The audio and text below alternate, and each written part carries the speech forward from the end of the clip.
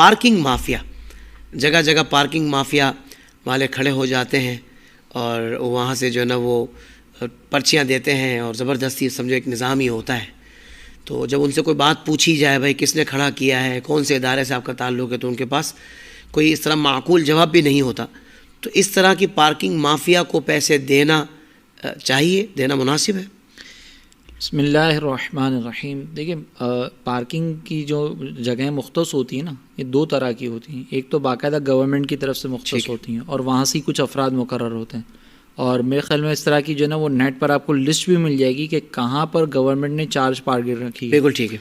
तो आप वहाँ से लिस्ट देख लें तो आपको कंफर्म हो जाएगा कि भाई इस मकाम पर तो वो वेबसाइट के ऊपर ऑफिशियली मौजूद है, तो वहाँ पर तो फिर आपको पैसे देने चाहिए, क्योंकि वो फिर जो है ना वो गवर्नमेंट की तरफ से एक मामला है और वहाँ पर कुछ सहूलियात भी कुछ ना कुछ प्रोवाइड की जाती हैं। सही।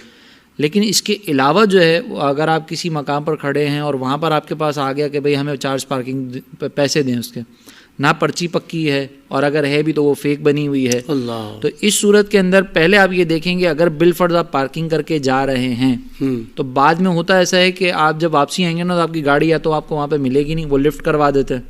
अच्छा। और जो है ना वो या तो गाड़ी जो है ना आगे पीछे कहीं हो जाती है, उसके अंदर कोई नुकसान पहुँच जाता है।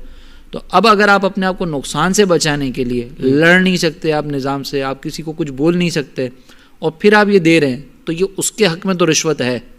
लेकिन चूंकि आप यहाँ पे दे रहे हैं, मजबूरी है बड़े नुकसान से बचने के लिए, तो फिर इसकी इजाज़त एक हद तक होगी कि चले आप दे दें। सही। क्योंकि आपको नुकसान से बचना है।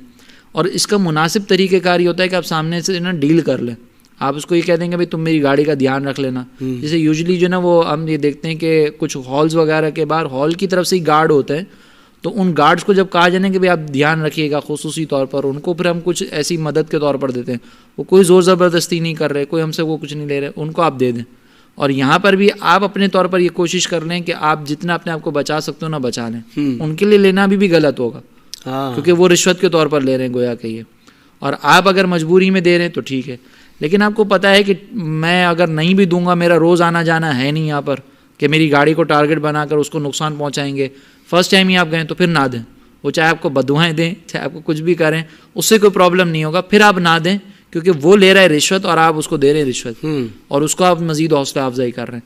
तो इस सूरत के अंदर जो है वो हुकूमत को भी चाहिए कि इस तरह की चीज़ों के ऊपर वो गौर कर ले और यहाँ पर अगर कोई देने वाला है तो वो भी इससे इज्तनाब करे। बिल्कुल ठीक है।